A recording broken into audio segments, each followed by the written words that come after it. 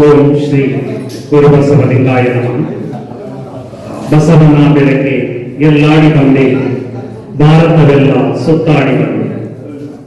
ಬೆವರಿನ ಹನಿಯಲ್ಲಿ ಬೊಮ್ಮವ ತೋರಿಸಿ, ಕಾಯಕದಲ್ಲಿ ಕೈಲಾಸ ತೋರಿಸಿ, ವೃತ್ತಿಯ ಮುಖಕ್ಕೆ ಹೊಸ ಕಳೆ ಬರೆಸಿ, ಕುಸುಬಿನ ಕಿಳ್ಳೆಯ ಕಲಂಕ ಬಿಡಿಸಿ, ದುಡಿಮೆಯ ದೇವರ ದೇಗುಲದಲ್ಲಿ ನರ್ತಿಸಿ ಬಂದೆ, ಕೀರ್ತಿಸಿ ಬಂದೆ. ಬಸವನ ಬೆಳಕೆ ಎಲ್ಲಿಗೆ ಮುಂದೆ, ವಿಶ್ವವೆಲ್ಲವೂ ನನ್ನದೇ ಇದೆ. ಕರ್ನಾಟಕದ ಸಾಂಸ್ಕೃತಿಕ ನಾಯಕ ವಿಶ್ವಗುರು ಬಸವಣ್ಣನವರನ್ನ ಸ್ಮರಿಸಿರುವಂತಹ ನಾಡಿನ ಹೆಸರಾಂತ ಕವಿಗಳಾದಂತಹ ಶ್ರೀ ಸಿದ್ದಯ್ಯ ಪುರಾಣಿಕರವರ ಈ ಒಂದು ಕವಿತೆಯನ್ನ ಸ್ಮರಿಸಿ, ಈ ದಿನ ಶ್ರೀ ಸಿದ್ದಮಲ್ಲೇಶ್ವರ ಪಟ್ಟದ ಮಠದಲ್ಲಿ ಅಂಚೀಪುರದಲ್ಲಿ ಬೆಂಗಳೂರಿನ ಬಸವ ಕೇಂದ್ರದ ವತಿಯಿಂದ 116ನೇ ಮಹಾಮನೆ ಕಾರ್ಯಕ್ರಮವನ್ನ ಹಮ್ಮಿಕೊಂಡಿದೆ. ಈ ಕಾರ್ಯಕ್ರಮದ ದಿವ್ಯ ಸಾನ್ನಿಧ್ಯವನ್ನ ದಯಪಾಲಿಸಿರುವಂತಹ ನಮ್ಮ ತಾಲೂಕಿನಾದ್ಯಂತ ತಮ್ಮ ಒಂದು ವಿಶೇಷವಾದ ಆಶೀರ್ವಾದದಿಂದ ಭಕ್ತ ಸಂಕುಲವನ್ನೇ ಸಂಪಾದಿಸಿ ಅಂಚಿಪುರ ಒಂದು ಗ್ರಾಮಕ್ಕೆ ಒಂದು ವಿಶೇಷವಾದಂತಹ ಕಲೆಯನ್ನ ತಂದಿರುವಂತಹ ಪೂಜ್ಯರಾದಂತಹ ಪೂಜ್ಯ ಶ್ರೀ ಚನ್ನಬಸವ ಮಹಾಸ್ವಾಮಿಗಳವರಿಗೆ ಭಕ್ತಿಪೂರ್ವಕ ಶರಣಾರ್ಥಿಗಳನ್ನು ಸಮರ್ಪಿಸಿ, ಪೂಜ್ಯರ ನಂತರದ ಉತ್ತರಾಧಿಕಾರಿಗಳಾಗಿ ಇಡೀ ಕೇವಲ ಮೈಸೂರು ಮಾತ್ರವಲ್ಲ, ಬೇರೆ ಬೇರೆ ಜಿಲ್ಲೆಗಳಲ್ಲೂ ಕೂಡ ತಮ್ಮ ಒಂದು ಆಶೀರ್ವಾದದಿಂದ ಭಕ್ತಿ ಸಂಕುಲವನ್ನ, ಭಕ್ತರ ಸಂಕುಲವನ್ನ ಸೃಷ್ಟಿಸಿರುವಂತಹ ಪೂಜ್ಯ ಶ್ರೀ ತೊಂಡದಾರ್ಯ ಮಹಾಸ್ವಾಮಿಗಳವರಿಗೂ ಕೂಡ ಭಕ್ತಿಪೂರ್ವಕ ಶರಣಾರ್ಥಿಗಳನ್ನು ಸಮರ್ಪಿಸಿ, ವೇದಿಕೆಯಲ್ಲಿರುವಂತಹ ಬಸವಪ್ರಿಯ ನಾಗರಾಜರವರೇ ಮತ್ತು ಸರಗೂರು ತಾಲೂಕು ಅಖಿಲ ಭಾರತ ವೀರಶೈವ ಲಿಂಗಾಯತ ಮಹಾಸಭಾದ ಅಧ್ಯಕ್ಷರಾದಂತಹ ಶ್ರೀ ನಟರಾಜಣ್ಣರವರೇ ಮತ್ತು ಶ್ರೀ ಆನಂದಣ್ಣರವರೇ ಮತ್ತು ವೇದಿಕೆಯಲ್ಲಿರುವಂತಹ ಶ್ರೀ ಮಹಾದೇವಪ್ಪರವರೇ, ರೂಪ ಕುಮಾರಸ್ವಾಮಿ ಅವರೇ ಮತ್ತು ವೇದಿಕೆಯಲ್ಲಿರುವಂತಹ ಎಲ್ಲ ಗಣ್ಯರೇ ಮತ್ತು ಈ ಕಾರ್ಯಕ್ರಮವನ್ನು ಕಣ್ತುಬಿಕೊಳ್ಳುತ್ತಿರುವಂತಹ ತಮಗೆಲ್ಲರಿಗೂ ಮತ್ತು ಈ ಕಾರ್ಯಕ್ರಮದಲ್ಲಿ ಒಂದು ಗೌರವ ಸನ್ಮಾನಕ್ಕೆ ಪಾತ್ರರಾಗಿರುವಂತಹ ಗಣಪತಿ ಅಣ್ಣನವರೇ ಮತ್ತು ಬಾಳಗ ಮಾದಪ್ಪರವರೇ ಎಲ್ಲರಿಗೂ ಕೂಡ ಶರಣಾರ್ಥಿಗಳು. ತುಂಬಾ ಸರಳವಾದ ಮತ್ತು ಸುಂದರವಾದಂತಹ ಕಾರ್ಯಕ್ರಮವನ್ನ ಬಸವಪ್ರಿಯ ನಾಗರಾಜರವರು ಇವತ್ತು ನಿರ್ವಹಿಸಿದ್ದಾರೆ. ಇದೊಂದು ವಿಶೇಷವಾದಂತಹ ಕಾರ್ಯಕ್ರಮ. ಇವರು ಇಲ್ಲಿರ್ತಾರೆ, ನಾಳೆ ಮತ್ತೊಂದು ಕಾರ್ಯಕ್ರಮ ಯಾವ್ದಾದ್ರು ಒಂದು ಮನೆಗೆ ಮಾಡ್ತಾ ಇರ್ತಾರೆ. 10 ಜನ ಇರಲಿ 5 ಜನ ಇರಲಿ ಕಾರ್ಯಕ್ರಮ ಅಂತೂ ಬಿಡೋದಿಲ್ಲ. ತಿಂಗಳಲ್ಲಿ 10 ರಿಂದ 15 ಕಾರ್ಯಕ್ರಮವನ್ನ ಮಾಡ್ತಾ ಇದ್ದಾರೆ. ಇಲ್ಲಿಂದ ಏನು ನಮ್ಮ ಕರ್ನಾಟಕದ ಕಿರೀಟ ಅಂತ ಕರಿತೀವಿ ಬೀದರ್ ಪ್ರಾರಂಭವಾಗಿ ಇಲ್ಲಿವರೆಗೂ ಕೂಡ ಒಂದಲ್ಲ ಒಂದು ಕಾರ್ಯಕ್ರಮ ಎಷ್ಟು ಜನ ಆದ್ರೂ ಸೇರಿ ಆ ಶರಣರ ಒಂದು ಕಂಪು ಪ್ರತಿಯೊಬ್ಬರ ಕಿವಿಯಲ್ಲಿ ಬಿಡಬೇಕು ಅನ್ನೋ ಒಂದು ಉದ್ದೇಶದಿಂದ ಇವರು ಈ ಕೆಲಸವನ್ನ ಮಾಡ್ಕೊಂಡು ಹೋಗ್ತಾ ಇದ್ದಾರೆ. ಇವರ ಒಂದು ಸಂತತಿಯಿಂದಲೇ ಇಂದ ಒಂದು ಶರಣ ಪ್ರಭೆಗಳು ಎಲ್ಲಾ ಕಡೆ ಹರಡೋದಿಕ್ಕೆ ಸಾಧ್ಯವಾಗಿದೆ ಅಂತ ಹೇಳ್ತಾ ಇವತ್ತು ನನಗೆ ಒಂದು ವಿಷಯವನ್ನ ಕೊಟ್ಟಿದ್ದಾರೆ. ಹಿಡಿದ ಹೊಲಕ್ಕೆ ಒಡವೆಯ ಕೊಡೆನೆಂದರೆ ಅನ್ನೋ ಒಂದು ವಿಷಯ. ಇದರ ಪೂರ್ಣ ವಚನ ಹೀಗಿದೆ: ಹಿಡಿದ ಹೊಲಕ್ಕೆ ಒಡವೆಯ ಕೊಡೆನೆಂದರೆ ಬಿಡುವರೆ ಕೊಡವಿಯೊಡೆಯರು. ನುಡಿದ ಮಾತಿಂಗೆ ನಡೆಯದಿದ್ದರೆ ಕೆಡೆ ನುಡಿಯದೆ ಬಿಡುವರೆ ಲಿಂಗವನ್ನೊಡಗೂಡಿದ ಶರಣರು. ಇದಕ್ಕೆ ಬಳಿ ಕುಚ್ಚವಿಲ್ಲವೆಂಬ ನೀಕನಂತ ಮಲ್ಲಿಕಾರ್ಜುನ. ಒಂದು ಅದ್ಭುತವಾದಂತಹ ವಚನ. ಈ ವಚನ ಯಾರದು ಅಂದ್ರೆ ಮೋಡಿಯ ಮಾರಯ್ಯನವರ ಬಗ್ಗೆ ಕೆಲವರಿಗೆ ಮತ್ತು ಕೆಲವರಿಗೆ ತಿಳಿದಿದೆ. ನಮ್ಮ ಬಸವಣ್ಣನವರ ಜನ್ಮಸ್ಥಳ ಬಾಗೇವಾಡಿ ಲಿಂಗರೇಶ್ವರ ಅಂತ ಕರಿತೀವಿ, ಅವರ ಜನ್ಮಸ್ಥಳ. ನಂತರ ಅವರು ವಿದ್ಯಾಭ್ಯಾಸವನ್ನು ಪಡೆದದ್ದು ಕೂಡಲ ಸಂಗಮ. ನಂತರ ಅವರು ಕಾರ್ಮಿಕರಾಗಿದ್ದು ಮಂಗಳವೇದ ಮಹಾರಾಷ್ಟ್ರದಲ್ಲಿ ಸೋಲಾಪುರದ ಹತ್ರ ಇದೆ. ನಂತರ ಅವರು ಕಾಯಕ ಕ್ಷೇತ್ರವನ್ನ ಮಾಡಿಕೊಂಡದ್ದು ಬಸವ ಕಲ್ಯಾಣ.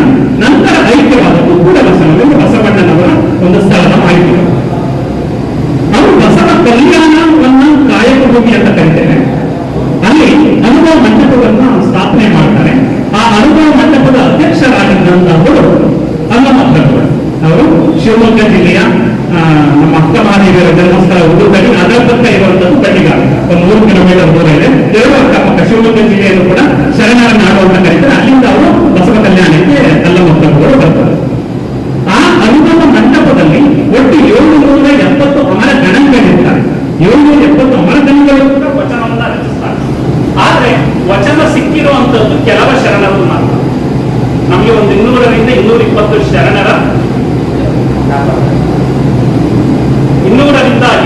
ಮತ್ತು ಶರಣರ ವಚನಗಳು ಮಾತ್ರ ನಮಗೆ ಲಭ್ಯ ಇದೆ.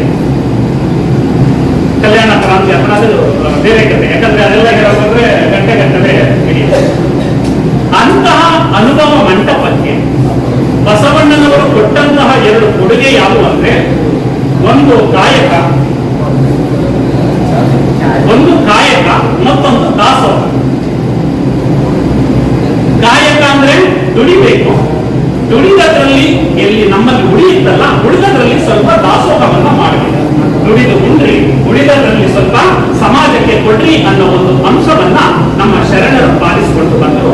ಅದರಲ್ಲಿ ಮುಖ್ಯವಾದವರು ಬಸವಣ್ಣನವರ ಈ ತತ್ವವನ್ನ ಒಪ್ಪಿ 770 ಅಮರಗಣಗಳು ಜೊತೆಗೆ 1,96,000 ಶರಣರು ಬಸವ ಕಲ್ಯಾಣಕ್ಕೆ ಬರ್ತಾರೆ. ಇವತ್ತು ನಾವೇನಾದ್ರೂ ಒಂದು ಫೇಸ್ಬುಕ್ಗೆ ಒಂದು ಫೋಟೋ ಹಾಕೊಂಡ್ರೆ 100 ಜನ ಲೈಕ್ ಮಾಡ್ಕೊಂಡ್ರೆ 100 ಜನ ಲೈಕ್ ಮಾಡೋರೆ ಅಂತ ನಮ್ಮನ್ನ ಬೆನ್ನನ್ನ ನಾವೇ ತರ್ತೀವಿ. 1,000 ಜನ ಲೈಕ್ ಮಾಡ್ಬಿಟ್ರು ಅಂತ ನಮ್ಮ ಆನಂದಕ್ಕೆ ಪಾರವೇ ಇಲ್ಲ. ಆದ್ರೆ ಆಗ ಯಾವುದೇ ಫೇಸ್ಬುಕ್ ಇಲ್ಲ, ಇನ್ಸ್ಟಾಗ್ರಾಮ್ ಇಲ್ಲ, ಯೂಟ್ಯೂಬ್ ಇಲ್ಲ, ಟ್ವಿಟರ್ ಇಲ್ಲ. ಆದ್ರೂ ಕೂಡ ಬಸವಣ್ಣನವರ ಕಾಯಕ ಮತ್ತು ದಾಸೋಹ ತತ್ವವನ್ನ ಮೆಚ್ಚಿ 1,96,000 ಶರಣರು ಬಂದಿದ್ರು ಅಂದ್ರೆ ಬಸವಣ್ಣನವರ ಫೇಸ್ ವ್ಯಾಲ್ಯೂ ಎಷ್ಟಿತ್ತು ಅಂತ ನಾವು ಅರ್ಥ ಮಾಡ್ಕೊಳ್ಬೇಕಾಗುತ್ತೆ. ಅಂತ ಬಸವಣ್ಣನವರು ಸ್ಥಾಪಿಸಿದಂತಹ ಅನುಭವ ಮಂಟಪಕ್ಕೆ ಬೇರೆ ಬೇರೆ ದೇಶಗಳಿಂದ ಬರ್ತಾರೆ. ಅಫ್ಘಾನಿಸ್ತಾನದಿಂದ ಮರಳು ಶಂಕರದೇವರು ಬರ್ತಾರೆ, ತಮಿಳುನಾಡಿನಿಂದ ಮಾದಾರ ಚೆನ್ನೈಯವರು ಬರ್ತಾರೆ, ಈ ಕಡೆ ಆಂಧ್ರ ಪ್ರದೇಶದಿಂದ ಮುಲ್ಲಿಂಗ ದೇವರು ಬರ್ತಾರೆ, ಈ ಕಡೆ ಮಹಾರಾಷ್ಟ್ರದಿಂದ ಸಿದ್ದರಾಮೇಶ್ವರರು ಬರ್ತಾರೆ, ಮಧ್ಯಪ್ರದೇಶದಿಂದ ಡೋಹರ ಕನ್ನಯ್ಯನವರು ಬರ್ತಾರೆ, ಗುಜರಾತ್ನಿಂದ ಆದಯ್ಯನವರು ಬರ್ತಾರೆ. ಹಿಂಗೆ ಬಂದು ಕಲ್ಯಾಣದಲ್ಲಿ ನೆಲೆ ನಿಲ್ತಾರೆ. ಆ ರೀತಿ ಬಂದವರಲ್ಲಿ ಕಾಶ್ಮೀರದಿಂದ ಬಂದಂತಹ ಮೋಡಿಗೆ ಮಾರಯ್ಯನವರು ಕೂಡ ಮೋಡಿಗೆ ಮಾರಯ್ಯ ಸಾಮಾನ್ಯರು. ಅವರು ಅಲ್ಲಿ ಕಾಶ್ಮೀರದಲ್ಲಿ ಮಹಾಮಂತ್ರಿ ರಾಜರಾಗಿದ್ದಂಥವ್ರು, ಅರಸನಾಗಿದ್ದಂಥವ್ರು. ಅವರಿಗೆ ಬಸವಣ್ಣನವರ ತತ್ವ ಅಲ್ಲಿ ಕಿವಿಗೆ ಬೀಳುತ್ತೆ. ಅಲ್ಲಿ ಯಾರೋ ಒಂದು ಶರಣರು ಹಿಂಗೆ ನಡೀತಾ ಇದೆ ಬಸವಣ್ಣವರನ್ನ, ಇಂಥ ಕ್ಷೇತ್ರಕ್ಕೆ ನಾನು ಹೋಗೋದಲ್ಲ, ನಾನು ಅಲ್ಲೇ ನೆಲೆಗೊಳ್ಬೇಕು ಅಂತ ಹೇಳಿ ಕಾಶ್ಮೀರದಲ್ಲಿ ತನ್ನ ಪದವಿಯನ್ನ ಅರಸುತನವನ್ನ ತನ್ನ ಮಗನಿಗೆ ದಾರೆಯರು ಮಗನಿಗೆ ರಾಜನನ್ನಾಗಿ ಮಾಡಿ ನಂತರ ತಮ್ಮ ಮೋಡಿಗೆ ಮಹಾದೇವಿ ತಮ್ಮ ಹೆಂಡತಿಯ ಜೊತೆಗೆ ಮತ್ತೆ ತಂಗಿ ಗೊಂತಾದೇವಿ ಅಂತ ಇದ್ದಾರೆ, ಆ ತಂಗಿಯನ್ನು ಕೂಡ ಕರ್ಕೊಂಡು ಕಾಶ್ಮೀರದಿಂದ ಮೋಡಿಗೆ ಮಾರಯ್ಯ, ಮೋಡಿಗೆ ಮಹಾದೇವಿ ಮತ್ತು ಗೊಂತಾದೇವಿಯವರು ಎಲ್ಲಿಗೆ ಬರ್ತಾರೆ? ಬಸವ ಕಲ್ಯಾಣಕ್ಕೆ ಬರ್ತಾರೆ. ಆ ಬಸವ ಕಲ್ಯಾಣಕ್ಕೆ ಬಂದು ಕಟ್ಟಿಗೆಯನ್ನ ಮಾರುವಂತಹ ಕಾಯಕ, ಕತ್ತಿಯನ್ನ ಹಿಡಿಯುವಂತವರು ಕೊಳ್ಳಿಯನ್ನ ಹಿಡಿದು ಸೌದೆಯನ್ನ ಕಡಿದು ಸೌದೆಯನ್ನ ಮಾರುವಂತಹ ಒಂದು ಪ್ರಸಂಗ ಅವರು ಬರುತ್ತೆ. ಅಂತಹ ಮೋಡಿಗೆ ಮಾರಿದ ಒಂದು ದೃಷ್ಟಾಂತವನ್ನು ಈ ಸಂದರ್ಭದಲ್ಲಿ ಹೇಳಲು ಸೂಕ್ತ ಅಂತ ಹೇಳಿ ಅವರು ಅರಸನಾಗಿದ್ದಂಥವ್ರು. ಆದ್ರೆ ಇಲ್ಲಿ ಒಂದು ಕೊಳ್ಳಿಯನ್ನ ಹಿಡಿದು ಸೌದೆಯನ್ನ ಹೊಡೆದು ಸೌದೆಯನ್ನ ಮಾರಿ ಅದರಿಂದ ಬಂದ ಹಣದಿಂದ ಜೀವನವನ್ನು ನಡೆಸ್ತಾ ಇರ್ತಾರೆ.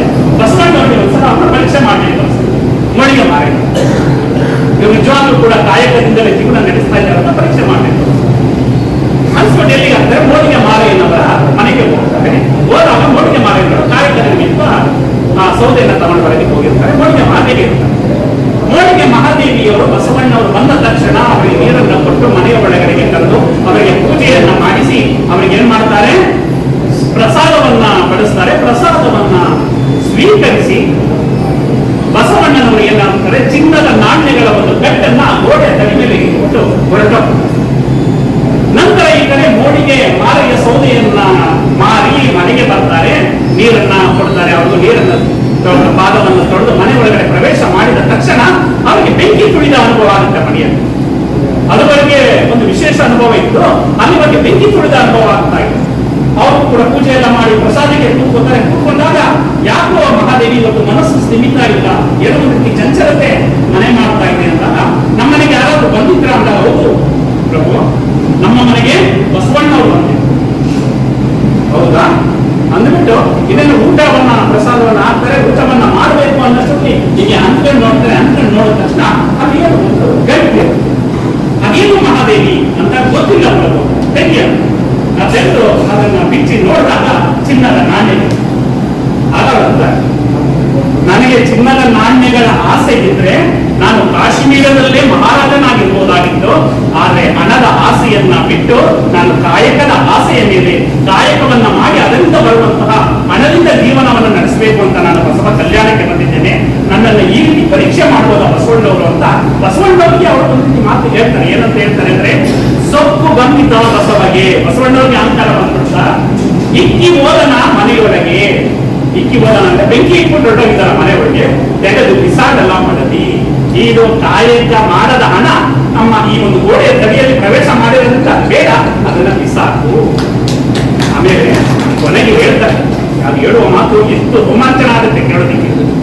ಅದು ಕಾಯಕ ಮಾಡದ ಹಣ ಆ ತಡಿಯಲ್ಲಿ ಇರೋದ್ರಿಂದ ಮಲವು ತಾಗಿದೆ, ನೆಲವ ತಾರಿಸು ಅಂತ ಹೇಳ್ತಾರೆ. ಅಂದ್ರೆ ಗೇಸಿಗೆ ತಾಕ್ಬಿಟ್ಟಿದೆ ಅಲ್ಲಿಗೆ, ಆ ನೆಲವನ್ನ ತಾರಿಸೋದು. ಅದೆಲ್ಲ ಈಗೆಲ್ಲ ಮತ್ತೆ ಟೈಲ್ಸ್ ಗಿಲ್ಸ್ ಏನಿಲ್ಲ, ಹಾಗೆಲ್ಲ ನಾವು ಸಗಣಿಯಿಂದಲೇ ನೆಲವನ್ನ ತಾರಿಸ್ತಾ ಇದ್ದೇವೆ. ಅದನ್ನ ತಾರಿಸ್ಬಿಡು ಅಂತ ಹೇಳ್ತಾರೆ. ಆ ಬಸವಣ್ಣನವರು ಮಾಡಿದ ಪರೀಕ್ಷೆಯಲ್ಲಿ ನೋಡಿ ಜಯೇಶ ಅಂತಹ ಒಂದು ಅರಸನಾಗಿದ್ದು ಕೂಡ ಕಾಯಕ ನಿಷ್ಠೆಯನ್ನ ಮಾಡಿದಂತಹ ಮೋಳಿಗೆ ಮಾರಯ್ಯನವರ ಬಗ್ಗೆ ಒಂದು ಸ್ವಲ್ಪ ಸಂಕ್ಷಿಪ್ತ ಪರಿಚಯವನ್ನು ನಿಮಗೆ ನೀಡಬೇಕಾಗಿತ್ತು. ಅವರು ಹೇಳ್ತಾರೆ, ಹಿಡಿದ ಹೊಲಕ್ಕೆ ಒಡವೆಯ ಒಡೆನೆಂದರೆ ಬಿಡುವರೆ ಒಡವೆಯೊಡೆಯರು. ಈಗ ಒಬ್ಬ ರೈತ ಏನ್ ಮಾಡ್ತಾರೆ, ಇನ್ನೊಬ್ಬರಿಂದ ಆ ಮಾಲೀಕರಿಂದ ಜಮೀನನ್ನ ತಗೊಂಡಿರ್ತಾರೆ. ಜಮೀನನ್ನ ತಗೊಂಡಾಗ ಅದರಲ್ಲಿ ಸಂಪಾದನೆ ಬೆಳೆಯನ್ನ ಬೆಳ್ಕೊಂಡಾದ ಮೇಲೆ ಅವ್ರಿಗೆ ಏನು ಸಲ್ಲಬೇಕು ಕಾಣಿಕೆ ಅದನ್ನ ಕೊಡ್ಬೇಕು. ಕೊಡ್ಲಿಲ್ಲ ಅಂದ್ರೆ ಅವ್ರು ಬಿಡ್ತಾರ? ಒಡವೆಯೊಡೆಯರು, ಭೂಮಿಯ ಒಡೆಯರು, ನಾವು ಅವ್ರು ಏನನ್ನ ಸಂಪಾದನೆ ಮಾಡಾದ್ಮೇಲೆ ಅವ್ರಿಗೆ ಎಷ್ಟು ಸಲ್ಲಬೇಕು ಅದನ್ನ ನಾವು ಅವರಿಗೆ ಕೊಡಬೇಕು ಅಂತ ಹೇಳ್ತಾರೆ. ಕೊನೆಗೆ ನುಡಿದ ಮಾತಿಂಗೆ ನಡೆಯದಿದ್ದರೆ ಕೆಳ ನುಡಿಯದ ಬಿಡುವರೆ ಲಿಂಗವ ನೊಡಗೂಡಿದ ಶರಣರು. ನುಡಿದ ಮಾತಿಂಗೆ ನಡೆಯದಿದ್ದರೆ, ನಾವು ನುಡಿತೀವಿ, ನುಡಿದುಕೊಂಡು ನಡಿಬೇಕು. ನಡೆಯದಿದ್ದರೆ ಕೆಳ ನುಡಿಯದೆ ಬಿಡುವರೆ ಅಂದ್ರೆ ಕೆಟ್ಟ ಮಾತುಗಳಾಡ್ತಾರೆ. ಯಾರು ನಾವು ನುಡಿದಂತೆ ಯಾರೋ ಅನೇಕರ ಆಶ್ವಾಸನೆಯನ್ನ ಕೊಡ್ತಾರೆ, ನುಡಿತಾರೆ, ಆದ್ರೆ ನಡೆಯಲು ಇಲ್ಲ. ಆ ನುಡಿದಂತೆ ನಡೆಯದಿದ್ದರೆ ಕೆಳ ನುಡಿಯದೆ ಬಿಡುವರೆ ಲಿಂಗವ ನಡುಗೂಡಿದ ಶರಣರು. ಲಿಂಗ ಪ್ರತಿ ಲಿಂಗವನ್ನ ಕಟ್ಟಿಕೊಂಡಿರುವಂತಹ ಶರಣರು ನಿಮಗೆ ಕೆಟ್ಟ ಮಾತಾಡದೆ ಬಿಡ್ತಾರ ಅಂತ ಹೇಳ್ತಾರೆ. ಅಂದ್ರೆ ಲಿಂಗ ಅನ್ನೋದು ತುಂಬಾ ವಿಶೇಷ. ಇದನ್ನ ಕಟ್ಟಿಕೊಂಡ ಮೇಲೆ ಸತ್ಯವನ್ನೇ ಮಾಡಬೇಕು ಅಲ್ವಾ? ನುಡಿಗೆ ತಕ್ಕಂತೆ ನಡೆಯ ಕಾಣದಿದ್ದರೆ ಹಿಡಿದಿದ್ದ ಲಿಂಗ ಗಜಸರ್ಪವಾಗಿ ಬಸವಣ್ಣವರು ಮತ್ತೊಂದು ವಚನದಲ್ಲಿ ಹೇಳ್ತಾರೆ. ಆ ಲಿಂಗವನ್ನ ನಾವು ಇಟ್ಕೊಂಡು ನಾವು ಸತ್ಯವನ್ನ ಹೇಳಿಲ್ಲ ಅಂದ್ರೆ ಆ ಹಿಡಿದಿದ್ದ ಲಿಂಗವೇ ಏನಾಗುತ್ತೆ, ಘಟಸರ್ಪವಾಗುತ್ತೆ ಅಂತ ಹೇಳ್ತಾರೆ. ಹಂಗೆ ಲಿಂಗವನ್ನು ಒಡಗೂಡಿದ ಶರಣರು ಯಾರು ನುಡಿದಂತೆ ನಡೆಯಲ್ಲ ಅವರನ್ನ ಬಿಡ್ತಾರ. ಇದಕ್ಕೆ ಬಳಿ ಪುಚ್ಚವಿಲ್ಲೆಂದ ನೀಕರಂತ ಮಲ್ಲಿಕಾರ್ಜುನ. ಇದಕ್ಕೆ ಬೇರೆ ಮಾತಿಲ್ಲ, ಇದಕ್ಕಿಂತ ಈ ಸತ್ಯಕ್ಕೆ ಬೇರೆ ಸಾಕ್ಷಿ ಬೇಕಿಲ್ಲ ಅಂತ ಹೇಳುವಂತಹ ಈ ಒಂದು ವಚನ ಒಂದು ವಿಶೇಷವಾಗಿ ತಗೊಂಡು ಹೋಗುತ್ತೆ. ಅಂದ್ರೆ ಈ ವಚನದ ಸಂಪೂರ್ಣ ಸಾರ ಏನು ಅಂದ್ರೆ, ನುಡಿದಂತೆ ನಡೆಯಬೇಕು. ನುಡಿದಂತೆ ನಡೆದಾಗ ಮಾತ್ರ ಈ ಒಂದು ಒಳ್ಳೆಯ ಸಮಾಜವನ್ನ ಕಟ್ಟೋದಿಕ್ಕೆ ಸಾಧ್ಯ ಅಂತ. ಅದಕ್ಕೆ ಬಸವಣ್ಣವರ ಮತ್ತೊಂದು ಸುಂದರ ವಚನ ಇದೆ. ಬಸವಣ್ಣನವರನ್ನ ಒಂದು ವಿಶೇಷವಾಗಿ ಹೇಳ್ತಾರೆ ಅವರು, ನುಡಿಯಲ್ಲಿ ಜಾಣ, ನಡೆಯಲ್ಲಿ ತೀರ ಅಂತ ಹೇಳ್ತಾರೆ. ಬಸವಣ್ಣನವರು ನುಡಿಯಲ್ಲಿ ಜಾಣರಾಗಿದ್ದರು, ನಡೆಯಲ್ಲಿ ಧೀರರಾಗಿದ್ದರು. ಯಾಕಂದ್ರೆ ಅವರು ನುಡಿಯುವಂತಹ ಮಾತುಗಳು ಹೆಂಗಿತ್ತು ಅಂದ್ರೆ, ನುಡಿದರೆ ಮುತ್ತಿನ ಹಾರದಂತಿರಬೇಕು, ನುಡಿದರೆ ಮಾಣಿಕ್ಯದ ದೀಪ್ತಿಯಂತಿರಬೇಕು, ನುಡಿದರೆ ಸ್ಫಟಿಕದ ಸಲಾಖೆಯಂತಿರಬೇಕು, ನುಡಿದರೆ ಲಿಂಗ ಮೆಚ್ಚಿ ಅಬುದಬುದೆನಬೇಕು, ನುಡಿಯೊಳಗಾಗಿ ನಡೆಯದಿದ್ದರೆ ಕೂಡಲ ಸಂಗಮ ದೇವನೆಂತೊಲಿವನಯ್ಯ ಅಂತ ಆ ನುಡಿಯುವ ಮಾತುಗಳು ಆ ಲಿಂಗನೂ ಕೂಡ ಇಷ್ಟಲಿಂಗವೂ ಕೂಡ ಏನು ಆ ಶಿವನು ಕೂಡ ಅವನ ಕತ್ತನ್ನ ದೂಡಬೇಕಂತೆ. ಹೌದು, ತುಂಬಾ ಚೆನ್ನಾಗಿ ಮಾತಾಡ್ತಾ ಇದೆಯಾ ಅಂತ ಹೇಳ್ಬೇಕಂತೆ. ಹಂಗೆ ನುಡಿಯಲ್ಲಿ ಆ ಒಂದು ವಿಶೇಷವಾದಂತಹ ಅಂಶವನ್ನೇ ಬಸವಣ್ಣವರು ಕೊಟ್ಟರು. ಇನ್ನು ನಡೆ ಏನ್ ಕೊಡ್ತಾರೆ ಅಂದ್ರೆ, ತುಂಬಾ ಅದ್ಭುತವಾದ ವಚನವನ್ನ ಬಸವಣ್ಣವರು ಕೊಡ್ತಾರೆ. ಭಕ್ತಿ ಸುಭಾಷೆಯ ನುಡಿಯ ನುಡಿವೆ, ನುಡಿದಂತೆ ನಡೆವೆ, ನುಡಿಯೊಳಗಾಗಿ ನಡೆಯ ಪೂರೈಸಬೇಕು, ಮೇಲೆ ತೂಗುವ ತ್ರಾಸು ಕಟ್ಟಳೆ ನಿಮ್ಮ ಕೈಯಲ್ಲಿ, ನುಡಿಯಲ್ಲಿ ನುಡಿ ನಡೆಯಲ್ಲಿ ಒಂದು ಜಡೆ ಕೊರತೆಯಾದರೆ ಎನ್ನ ನದಿನಿ ಎದ್ದು ಹೋಗ ಕೂಡಲ ಸಂಗಮಕ್ಕೆ. ನಾನು ಆಡುವಂತಹ ಮಾತುಗಳು ಭಕ್ತಿಯಿಂದ ಬರ್ತಾ ಇದೆ, ಭಕ್ತಿಯಿಂದ ಮಾತಾಡ್ತಾ ಇದ್ದೀನಿ. ಏನಾದ್ರೂ ನುಡಿ ನಡೆಯಲ್ಲಿ ಒಂದು ಜಡೆ ಕೊರತೆಯಾದ, ಒಂದು ಜಡೆ ಅಂದ್ರೆ ಕುದುರೆಯ ಬಾಲ, ಬಾಲದಲ್ಲಿನ ಒಂದು ತುದಿ ಬಾಲವನ್ನು ಒಂದು ಜಡೆ ಅಂತ ಕರೀತಾರೆ, ಇನ್ನು ಗೋಧಿಯ ಕಾಲನ್ನು ಕೂಡ ಒಂದು ಜಡೆ ಕರೀತಾರೆ. ಅಷ್ಟು ವ್ಯತ್ಯಾಸ ಆದ್ರೂ ಎನ್ನ ನದಿನಿ ಎದ್ದು ಹೋಗು ಕೂಡಲ ಸಂಗಮದೇವ, ನನ್ನನ್ನು ಕೊನೆ ಮಾಡಿ ನೀವು ಮುಂದೆ ಹೋಗು ಅಂತ ಹೇಳ್ತಾರೆ. ಆದ್ರೆ ಇವತ್ತು ನಮ್ಮ ನುಡಿ ನಡೆ ನಾವು ಹಿಂಗಾಗ್ಬಿಡ್ತೀವಿ, ನಾವು ನುಡಿಯಲ್ಲಿ ಒಂದು ನಡೆಯ ಒಂದು ಆಗ್ಬಿಟ್ಟಿದ್ದೀವಿ. ಆದ್ರೆ ಬಸವಣ್ಣರು ಹೇಳ್ತಾರೆ ಅಂದ್ರೆ, ನುಡಿ ನಡೆಯಲ್ಲಿ ಒಂದು ಜಡೆ ಕೊರತೆಯಾದರೂ ಎನ್ನ ನದಿನಿ ಎದ್ದು ಹೋಗು ಕೂಡಲ ಸಂಗಮದೇವ ಅಂತ ಹೇಳ್ತಾರೆ. ಆ ಒಂದು ಇಂಗಿತವನ್ನ ಅರ್ಥ ಮಾಡಿಕೊಂಡು ನಾವು ವಿಶೇಷವಾದಂತಹ ಶರಣರು ಒಳ್ಳೆಯ ವಿಚಾರವನ್ನು ಕೊಟ್ಟಿದ್ದಾರೆ. ದೇವಲೋಕ ಸತ್ತ ಮೇಲೆ ಸ್ವರ್ಗಕ್ಕೆ ಹೋಗ್ತೀವಿ, ನರಕಕ್ಕೆ ಹೋಗ್ತೀವಿ ಅಂತ ಹೇಳ್ತಾರೆ. ಇಲ್ಲ, ಇವತ್ತು ನಾವು ಒಂದು ಒಳ್ಳೆ ಕೆಲಸವನ್ನ ಕಣ್ತುಂಬ್ಕೋತಾ ಇದ್ದೀವಿ, ಸ್ವಾಮೀಜಿಗಳಿದ್ದಾರೆ, ಸ್ವಾಮೀಜಿಗಳ ಆಶೀರ್ವಾದ ಸಿಗ್ತಾ ಇದೆ ಅಂದ್ರೆ ಇದೇ ಸ್ವರ್ಗ ಇದೆ ದೇವಲೋಕ ಶರಣರ ಇದರಲ್ಲಿ. ಅಂತಹ ಒಂದು ಸ್ವರ್ಗ ಮತ್ತು ದೇವಲೋಕವನ್ನ ಸೃಷ್ಟಿಸಿದಂತವರೇ ಶರಣರು. ಮತ್ತೆ ಲೋಕ ಎಂಬುದು ಕರ್ತಾರನ ಕಮ್ಮಟವಯ್ಯ, ಇಲ್ಲಿ ಸಲ್ಲುವರು ಅಲ್ಲಿಯೂ ಸಲ್ಲುವರಯ್ಯ, ಇಲ್ಲಿ ಸಲ್ಲದವರು ಅಲ್ಲಿಯೂ ಸಲ್ಲರಯ್ಯ ಕೂಡಲ ಸಂಗಮದೇವ ಅಂತ ಹೇಳಿದಂತಹ ಬಸವಣ್ಣನವರ ವಚನವನ್ನ ನಾವು ಜೀವನದಲ್ಲಿ ಅರ್ಥ ಮಾಡಿಕೊಳ್ಳಬೇಕು. ಈ ಒಂದು ವಚನ ಅಂದ್ರೆ ಈ ಮೋಳಿಗೆ ಮಾಲೆಯವರು ಹೇಳುವಂತಹ ವಚನ ಜೀವನದಲ್ಲಿ ಅಳವಡಿಸಿಕೊಂಡು ನುಡಿದ ಮಾತಿಗೆ ನಡೆಯದಿದ್ದರೆ ಕೆಲ ನುಡಿಯದೆ ಬಿಡುವರೆ ಲಿಂಗವನ್ನೊಡಗೂಡಿದ ಶರಣರು ಅನ್ನೋ ಒಂದು ಮಾತಿಗೆಯನ್ನ ನಾವು ನುಡಿದಂತೆ ನಡಿಬೇಕು. ಆ ನಡೆಯನ್ನ ಜೀವನದಲ್ಲಿ ಕಟ್ಕೊಳ್ಬೇಕು ಅಂತ ಹೇಳ್ತಾ ಅವರು ಮೋಳಿಗೆ ಮಾಲೆಯನ್ನು ಅವರು ಹೇಳುವಂತಹ ಒಂದೊಂದು ವಚನ, ಸುಮಾರು ವಚನಗಳಿವೆ.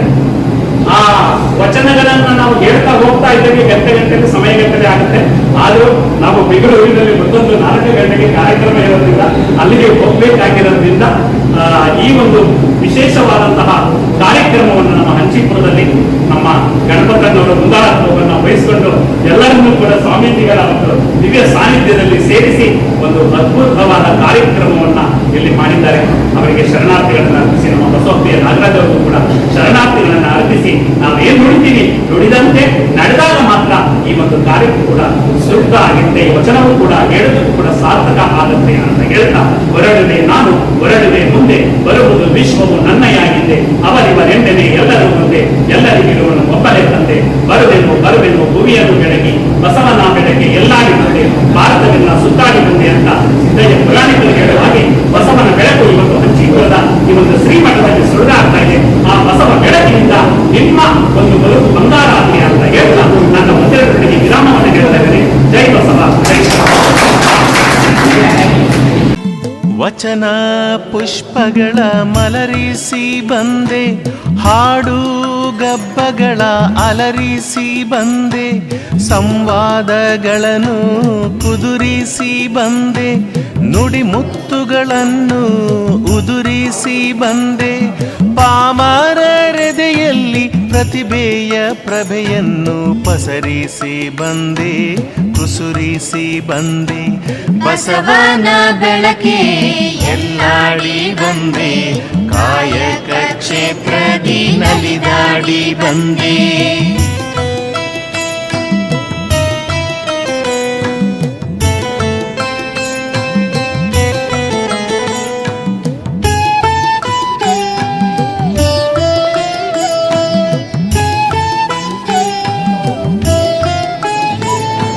ಬೆವರಿನ ಹನಿಯಲಿ ಬೊಮ್ಮವ ತೋರಿಸಿ, ಕಾಯ ಕರ್ಮದಲ್ಲಿ ಕೈಲಾಸ ತೋರಿಸಿ, ವೃತ್ತಿಯ ಮುಖಕ್ಕೆ ಹೊಸ ಕಳೆ ಬರಿಸಿ, ಕಸುಬಿನ ಕೀಳ್ಮೆಯ ಕಲಂಕ ಒರೆಸಿ, ದುಡಿಮೆಯ ದೇವರ ದೇಗುಲದಲ್ಲಿ ನರ್ತಿಸಿ ಬಂದೆ, ಕೀರ್ತಿಸಿ ಬಂದೆ, ಬಸವನ ಬೆಳಕೆ ಎಲ್ಲಿಗೆ ಮುಂದೆ, ವಿಶ್ವವೆಲ್ಲವೂ ನನ್ನದೇ ಎಂದೇ.